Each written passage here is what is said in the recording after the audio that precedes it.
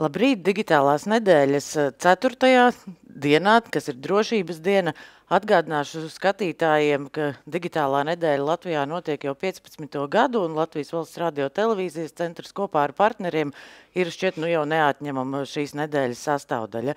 Mani sauc Vīneta Sprugaina, es esmu Latvijas Valsts radio televīzijas centra korporatīvās komunikācijas vadītāja, un šodien kopā ar partneriem CERT un NICU Finanšu nozares asociāciju mēs mēģināsim izburties cauri dažādiem digitālās drošības līkločiem un izaicinājumiem, ar ko šodien un vakar un arī rīt un nākotnē vēl daudz biežāk saskarsies komersanti, organizējot savu uzņēmēju darbību klātienē vai digitāli. Jāatzīst, ka digitālā dzīve un klātiene saplūst arvien vairāk, un īstenībā vieni procesi sākās ar klientu apkalpošanu, kas ir ienākuši pa biroja durvīm, bet turpinās jau dažādās sistēmās, portālos, mājaslapās. Kādi ir šie te drošības nosacījumi? Un man pirmā studijas viešņa ir NIC.LV eksperte Kristiāna Muze-Feldberga, kas mums šodien stāstīs par mājaslapu drošību.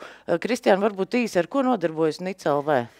Tātad NIC, tas ir .lv domēnu vārdu reģistrs. Mēs uzturam pilnīgi visus domēnu vārdus, kuri beidzas ar .lv. Tās ir mājaslaps un tas ir arī e-pasta adreses. Un līdz ar to mēs veidojam šo te sarakstu, mēs viņus uzturam, mēs viņus pieskatām, lai būtu droši, lai mūsu klienti būtu apmierināti, lai katram būtu savs nosaukums, kurš un tā kā ir izvēlējies. Tā, kad, mēs esam arī deliģēti no internetu pārvaldniecības iestādes, mēs esam valsts pārstāvniecība, kas šo te reģistru uztur. Tātad, ja kāds grib izveidot savu mājaslapu uzņēmumam vai privāti, tad viņš var vērsties pie mums, un mums ir arī savi sadarbības partneri, tāds akreditētās reģistratūras, kuras arī beidz šo pašu darbiņu, un, teiksim, tas ir mūsu oficiālie mūsu partneri, kuriem var droši uzticēties, kuri noteikti izpildīs visas tās prasības, labskanības prasības, labticības prasības, lai būtu klienti apmierināti, jā. Super. Noteikti būs jautājumi par jūsu darbu, un es atgādināšu, mēs šodien esam redzami gan Facebookā, LVRTC, CERTA un Latvijas Informācijas komunikācijas tehnoloģija asociācijas kontā. Esam redzami YouTube'ā kanālā Digituvi, kā arī TV4 programmā šobrīd esam gaisā, un ja jums ir radušies jautājumi, tad kādā no iepriekš minētajiem kanāliem lūdzu uzdodiet jautājumus klātesošajiem viesiem, mēs mēģināsim uz tiem atbildēt. Es šodien stāstīšu par kā sarežģīt krāpniekiem dzīvi, tādu no domēnu vārdu viedokļa, jo principā domēnu vārds tā ir tāda pati kibervides pats pamats, ar ko tad sākas vispār kibertelpa, kibervide, jo jebkura mājaslapa, jebkas, ko mēs internetā gribam atrast, tam ir kaut kāds savs nosaukums, vai tā ir IP adrese, vai vēlāk radās šie domēnu vārdi, lai būtu vieglāk atcerēties. Un tad tas primārais, vēstījums būtu tas, ka principā uzņēmuma identitātei ir jābūt vienotai. Uzņēmumā ir jābūt izglītotiem darbiniekiem un ir jābūt pārdomātai rīcībai. Ar vienotu digitālo identitāti mēs saprotam, ka ir mājaslapas nosaukums vienots, ir e-pasta adreses un ir sociālo tīklu kontu nosaukums. Viss ir vienā stilā veidots, ir atbilstoši biznesa etiķetei, tādējādi neļaujot krāpniekam atstāt šo tukšo nišu, izlikties par jums vai izmantot to savā labā. Un attiecīgi, mēdz būt, kad uzņēmumiem ir uzņēmuma nosaukums, izmanto šo nosaukumu arī e-pasta adresēm, bet, teiksim, piereģistrē arī kādu projektu, tad tas nebūtu nekas traks, tik galvenais būtu tas, lai šie nosaukumi ir aizņemti, lai neviens cits šos nosaukums nevar izmantot. Un šeit būtisks faktors ir laiks, kurā to dara, jo bieži uzņēmumi kļūdas ar to, kad sākotnēji gribas ātrāk pastāstīt sabiedrībai vai klientiem par to, kad ir jauns pakalpojums būs vai mainīsim nosaukumu, vai dažkārt pat veids dažādas publiskas aptaujas, kurā ļauj iedzīvotājiem balsot, bet nepiereģistrē šos nosaukums. Attiecīgi, tad, kad ir pieņemts lēmums, kas būs šis jaunais nosaukums, patiesībā mājaslapas nosaukums ir reģistrēts un jau tajā parādās summa, par kādu šo nosaukumu var nopirkt. Nākamais, protams, ir vārds, kā šo vārdu izvēlēties, un atkal šeit būtu jāskatās ne tikai no uzņēmuma viedokļa, kad es gribu skaistu tā, lai es pati saprotu, bet Šis nosaukums ir svarīgs arī otrai pusē, lai klients nebūtu mulsināts, lai klients saprastu. Un šeit būtu jāpavērtē to, vai tas būtu vienskaitlis, daudzskaitlis, jo, teiksim, es šeit domāju par piemēru, kāds varētu būt tāds labs, lai neaizskartu kāda intereses, bet, teiksim, ja man ir sijā grābeklis, es ražoju savus grābekļus, taisu, kaļu viņus, un es uztaisu savu mājaslapu, un tad pēc tam parādās kāds cits uzņēmums, kas varbūt ieved šos grābekļus, vai varbūt kuram veikalā ir viena nodaļa ar grābekļiem un uztaisa grābekļi LV. Un tajā brīdī mēs rodamies kā konkurenti savā starpā un sākam, tā teikt, noņemt klientu plūsmu vienam no otra. Līdz ar to ir ļoti būtiski saprast, vai vienskaitlī, daudzskaitlī varbūt ir nepieciešama abi divi, jo dažkārt tie resursi, kas tiek ieguldīti, lai popularizētu savu šo te vietni, ir pārāk lieli, lai pēc tam mēs cīnītos ar to, kā to dabūt atpakaļ. Tad, protams, nosaukumā ir arī jāpadomā par domuzīmēm, cipariem, ir jāpadomā par atslēgas vārdiem un jāpadomā par paplašinājumiem, kādos mēs reģistrējam. Un visbiežāk, visvienkāršāk ir saprast to, pajautājot kādam no draugiem, uzzvanot, kā jūs, ja nosaucat savu uzņēmumu nosaukumu, kā jūs viņu vadītu internetu vietnē. Un tad var redzēt gan šīs kādā veidā varbūt šo nosaukumu vajadzētu rakstīt ar domuzīmi bez. Plus var redzēt arī tās taustiņu kļūdas, jo tā arī ir tāda bieža niša, ko krāpnieki izmanto un kāda vietā reģistrē ar, pa burtu savā starpā tiek mainīt, jo mēs dažkārt cilvēku ātri steigā rakstot, mēs bieži vien kļūdamies. Un līdz ar to var pasakot līdzi un izvērtēt atkal, vai tas ir nepieciešams vai nav. Un tad vēl viena būtiska lieta ir latviešu valoda, jo patiesībā, kopš 2004. gada mēs piedāvājam arī latviskos domēnu vārdus, un ja mums ir šie grābekļi, tad mēs varam piereģistrēt nosaukumu ar šīm diakritiskajām zīmēm. Un īpaši mums latviešu valodā kazas un kāzas ir pilnīgi divas dažādas atšķirības. Tāpat tās kā kaķiem var kaķu pansiju, teiksim, ja mēs nebūtu šīs diakritiskās zīmes, tad es publiski neteikšu, ko mēs vadam un PR materiālos izmantojam. Man jau ir ienācis viens jautājums. Vai ir kāds vārds, kuru nedrīkst izmantot reģistrējot? Jā, nedrīkst reģistrēt tie, kas ir aizskar kāda tiesības vai kas ir rupji vārdi. Tādus mēs neļaujam reģistrēt. Bet kā var noteikt, kas ir tas kritērijs tiesību aizskaršanai? Piemēram, manas tiesības, ja es gribētu reģistrēt mājaslapu vinete.lv. Ja es apzināti eju uz to, es zinu, ka, vinete varbūt nebūs tas šķirklis, kāpēc es nevarētu reģistrēt, bet ja es skaidri zinu, ka, es apzināti eju uz to un gribu reģistrēt, tad teorētiski es kā reģistrētājs viņu varu piereģistrēt, bet ja tu nāks ar savu preču zīmi vai mēs sāksimies tiesāties un tā būtu apzināta rīcība, ja es gribu tā teikt ieriept tev un es vēl ielikšu savu saturu, ja mēs esam divi līdzīgi uzņēmumi, es ielieku līdzīgu saturu tavēji, tad man ir pamats jau sākt strīdēties par to, kāpēc tu izmanto tā kā manu nosaukumu, jo ir tādi gadījumi mums arī ir daudz, kur iet arī caur tiesu praksēm, bet tas uzreiz ir tiesu darbi, jo pēc noteikumiem ir tas, kurš pirmais nāk, tas var arī reģistrēt. Mums nav tāda aizlieguma, ka mēs nedrīkstam reģistrēt šos nosaukums, jo varbūt kādam, varbūt tev savu vinete.lv nevajag, bet varbūt man tā vinete ir tik būtiska, ka man viņš ir ļoti nepieciešams šis nosaukums. Lūk tā. Bet jā, mums ir vesela kaudze noteikumu, kuriem mēs sekojam līdzi, un tas savā ziņā ļoti labi, jo valsts koda domēna tādā ziņā ir noteikti drošāk, jo kaut arī varbūt liekas sarežģīti tie noteikumi, un kāpēc tādi klamzīgi un atkal valsts iestāde ar saviem noteikumiem, tomēr tas pasargā mūs, lai kāds neizmanto tos mūsu nosaukumus un lai mēs netiktu par krāpnieku upuriem. Un varbūt šeit ekrānā jūs arī slaidā varat redzēt, kādas ir tās biežāk izmantojamie, šie te vārdi, kurās izmanto varbūt kaut kādus līdzīgus burtus vai burti samainīti vietām vai pielikts daudzskaitlis. Un mēs vienkārši šādā mēs izliekamies par citu un tas vienkāršais klients, viņš steigas dēļ un patiesībā paskatoties, vienkārši viņš nepaman šīs lietas un diemžēl kļūst par upuri. Un te ir arī varam redzēt, nākamajā slaidā jūs arī redzat šīs biežākās biežāk izmantojamos burtus, ar kuriem tad mēdz aizstāt, kas izliekas, jo tādā, vai pa gabalu vai telefonā skatoties, kamēr ir mazāks ekrāns, tad, tas pats R un N ļoti izskatās pēc M, un to ir tik ļoti grūti atšķirt. Nākamais, protams, ir mums izglītoti darbinieki, jo darbiniekiem ir jābūt zinošiem par to, tātad, kādi domēnu vārdi ir reģistrēti uzņēmumā, kādiem projektiem šie domēnu vārdi tiek izmantoti un kādām arī vajadzībām.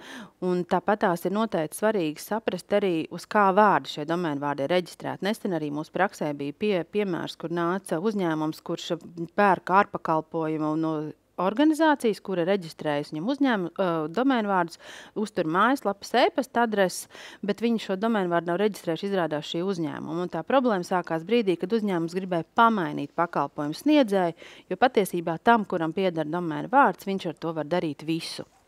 Un, diemžēl, uzņēmumam tajā brīdī viņš ir tikai īrējis saturu, īrējis vietu, bet viņam šis domēnu vārds nepieder. Tāpēc ir ārkārtīgi svarīgi to pārbaudīt. Un, ja runā par .lv domēnu vārdiem, tad to var pārbaudīt NIC mājaslapā. Ir tāds HUIS pakalpojums, kurā ievedot domēnu vārdu, parādīsies jebkuram uzņēmumā, viņa lietotājs. Ja būs par fiziskām personām, tas tur neparādās, tad viņi aizsargā regula, bet tur ir saziņas forma, ja ir vēlme, tad var sazināties ar pašu lietotāju. Tāpat tās ir jāsaprot grāmatvedībai par to, kā šis pakalpojums sadalās, jo domēnvārds tā ir tikai daļa. Zem šī domēnvārda apakšā nāk mājaslapas, e-pasta adreses, nāk apakšā arī piesaist pie serveriem, pie citiem dažādiem pakalpojumiem, un attiecīgi dažkārt šī balanss starp grāmatvedību un rēķiniem pazūd, jo viņi liekas, mēs taču tikko samaksājām jau par mājaslapu, kāpēc mums vēlreiz par domēnvārdu ir jāmaksā. Ja? Tā kā tas noteikti būtu ļoti svarīgi. Un šajās te arī mēs aicinām vienmēr veidot tādu iekšējo politiku, kur ir aprakstīts arī par to, kas ir uz kādām IP adresēm, kas sniedz pakalpojumu, lai kādā krīzes situācijā mēs atvērtu dokumentu, mēs skaidri redzam, kādi ir mūsu vārdi, par kuriem mums ir jāmaksā, kādi mums ir termiņi, lai mēs nepazaudējam un nenokļūstam tā teikt, ķīlnieka lomā, jo to savukārt tālāk var izmantot kiberkrāpnieki. Un tas ir tā lielākā atslēga. Viens ir mēs zaudējam, bet var zaudēt arī mūsu klienti un mēs varam ciest par upuriem kļūt. Un nākamais, protams, ir pārdomāta rīcība, jo nevienmēr vajag paturēt to, kas nav vajadzīgs, un, arī domēnvārds noteikti ir lieta, no kuras var atteikties, ja viņu nevajag, bet tas ir jādara pārdomāt. Un domēnvārds ir tāda nenovērtēta lieta, kaut gan mūsdienās ar to tā kļūst arvien populārāk, arvien svarīgāk, un nav vairs iedomājams uzņēmums bez mājaslapas. Bez tāda, un tas jau ir kļuvis patiesībā kā uzņēmuma aktīvs. Šim domēnu vārdam ir izveidojusies sava datu plūsma, sava klientūra, viņam ir uzkrāta pieredze, vēsture, un tas ir ļoti būtiski, lai ar šo domēnu vārdu tālāk viņu var vai nu pārdot, vai izmantot kādā citiem labiem saviem mērķiem. Viņi var arī, nodot kādā labdarībā kādam citam, jo tāpēc, ka trafiks uz šo tā datu plūsmu uz šo domēnu vārdu jau ir sakrāta, un viņam vairs nav jāpelna no sākuma. Un līdz ar to, ja mēs tā kā atsakamies, tad ir, jo atsakoties un jaunais, ja mēs esam nepārdomāti pāragri atteikušies, tad jaunais lietotājs patiesībā iegūst diezgan lielu kontroli. Viņš var saņemt konfidenciālu informāciju, viņš var izsūtīt e-pastus kādu vārdā, var pārņemt kontroli par sociāliem tīkliem vai vienkārši, bojāt mūsu reputāciju, jo tas, ko mēs darbinieki darām, mēs bieži vien, mums tā ir ērtāka adrese, ko izmantot, tā kā ātrāk lasām, un es ejot, valsts ieņēmuma dienesta mājaslapā vai kādas analīzes vai avio kompānijās vai kādā iepirkšanās veikalā, kur mēs atstājam parasti savu uzņēmumu adresi, ar ko, jo to mēs vienkārši biežāk lasam, un tas ir loģiski, bet tad, kad atsakās, tad ir jāatcerās atteikties no visām šīm adresēm, lai nebūtu tā, ka kaut kur viņi ir palikusi un kādam būtu iespēja ar viņu tā kā manipulēt.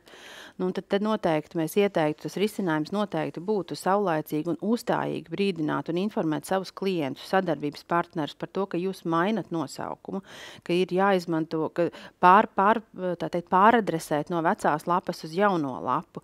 Mēs arī iesakam to paturēt šo domēnvārdu vismaz savus 2 gadus. Tas ir tāds optimālais laiks, uz kur jo tajā brīdī tu vari saprast, ka vairs neviens nesako.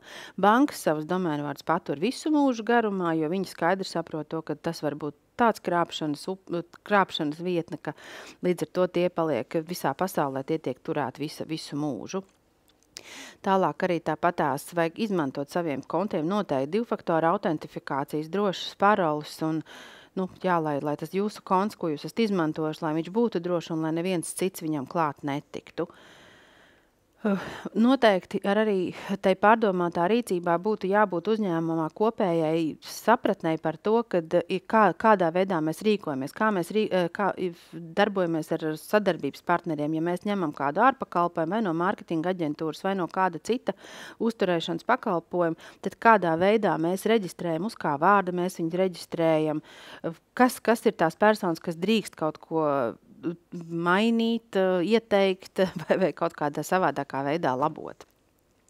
Ja savukārt ir aizskartas jūsu tiesības, arī tas, ko Vineta man jautāja sākumā, ja, teiksim, es gribu piereģistrēt viņu, tad, protams, ir tiesas ceļš, kurā var ar tiesu var tiesas darbus, bet ir, teiksim, ja jūs jūtat, ka jūsu mājaslapa tiek izmantot kādiem citiem sliktākiem mērķiem, tad patiesībā ir vairākas kompetentās iestādes, kuras arī var, tā teikt, iesaistīties, jo mēs neesam tiesīgi vienkārši uz kāda, teiksim, iedzīvotāja pamata pateikt, ka, lūk, šī lapa man nepatīk, man liekas, ka tur ir pikšķerēšana, tad mēs neesam tiesīgi viņu, tā teikt, pārtraukt šos lapas bloķēšanu, jo mēs neatbildam, tā teikt, par saturu, mēs atbildam par vārdiem pašiem reģistrētajiem, bet ir vesela virkni iestādes, pie kurām var vērsties atkarībā pēc tā nodarījuma un var, tā teikt, risināt caur šiem, un viņiem ir tiesības sazināties, bloķēt, un mēs varam kaut ko darīt lietas labā.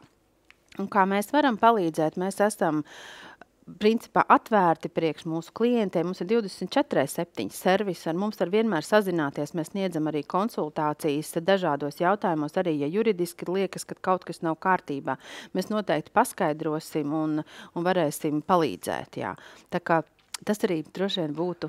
Mums ir skatītāji jautājums, tad situācija, es pieņemu, jo jautājums ir, ko darīt, ja darbinieks ir aizgājis ar visu domēna reģistru, bet es pieņemu, tātad ir bijis darbinieks, kas ir reģistrējis domēna vārdu. Tā arī ir ļoti bieža praksa, kāpēc arī es minēju par to, ka vajag skatīties, uz kā vārdu ir reģistrēt šis domēna vārds, jo bieži vien ir tā, mēs esam jaundibināts uzņēmums, redz, kur Anniņa piereģistrēs ātri, Anniņa piereģistrē, 3 gadus mēs strādājam, bet mums vairs Anniņai kaut kas nepatīk. Un labi ir tad, ja tās attiecības ir labas, bet ja tās attiecības ir sliktas, tad ja Anniņa šo domēnu vārdu ir reģistrējusi uz savu vārdu, viņa aiziet ar visu šo domēnu vārdu, un tajā brīdī viņa prasa kompensāciju. Un tad jau attiecīgi ir jautājums, cik liela tā kompensācija ir. Jo, kā es arī minēju savā stāstījumā, tad tam, kuram pieder domēnu vārds, viņš var rīkoties. Un arī, kas vēl ir paradoksāli, ka dažkārt mēdz šādas pašas strīdi būt starp vīru un sievu, kad dibina ģimenes uzņēmumu, vīrs vairāk nodarbojas ar uzņēmumu reģistrēšanu, sieva var būt ar domēnu vārdu vai atkal otrādāk, un tad, kad ir jādala manta. Jādala manta, tad izrādās arī domēnu vārds. Ir milzīga mantas dalīšana. Ja vienam paliek uzņēmums, otram paliek domēnu vārds, attiecīgi tās ir 2 dažādas pasaules. Jo, tā tas diemžēl ir. Bieži ir šādi strīdi par domēniem? Statistika es konkrēti nepateikšu, bet patiesībā ir ik pa laikam, jā. Diemžēl ik pa laikam, lai kā mēs stāstītu, lai kā mēs vērstu uzmanību, tā nedarīt, tā tomēr, diemžēl, ir ik pa laikam. Tad cerēsim uz prātīgu, pārdomātu rīcību ar saviem digitālajiem aktīviem, vai ne? Varbūt atgādini vēlreiz, kā ar jums var sazināties. Jā, ar mums var sazināties. Pirmkārt, mums ir mājaslapa www.nic.lv. Tur ir visi mūsu kontakti, tur ir gan telefons, gan e-pasta adreses. Tur ir arī mums vesela sadaļa kā bloga rakstu rinda, kurā mēs skaidrojam kā rīkoties dažādās situācijās. Mums ir arī virkni dažādu pamācību, kā savienot varbūt ar populārākajām iepirkšanās platformām vai kā pārcelt domēnu vārdu no vienas reģistratūras, teiksim, uz otru reģistratūru, vai kā rīkoties, ja tuvojas maksāt nespēju, jo arī tajā brīdī ir vesela virkni dažādu lietu, kas būtu jāņem vērā, jo tas, ka varbūt uzņēmums beidz savu darbību, nenozīmē, ka domēnu vārds var beigt savu darbību, un attiecīgi līdz ar to tur var ļoti daudz ko vēl darīt tā lietas labā. Tā, ka droši, situācijas tiešām mēdz būt daudz un dažādas.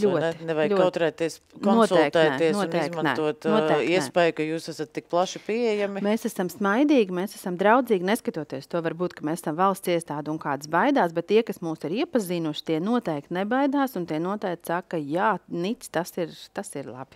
Kristiāna, tu šodien iedvesi jaunu ainu par NIC.LV un cerams, ka tas palīdzēs uzņēmējiem, kā arī Jā. privātpersonām, kas ir reģistrējušas savus uzņēmumus un savus digitālos aktīvus Latvijā, ja, tātad domēna reģistrā NIC.LV, tāpēc sakam paldies Kristiānai Muzeja Feldbergai, NIC.LV ekspertei, sazinieties, nekautrējieties, droši vaicājiet pēc palīdzības.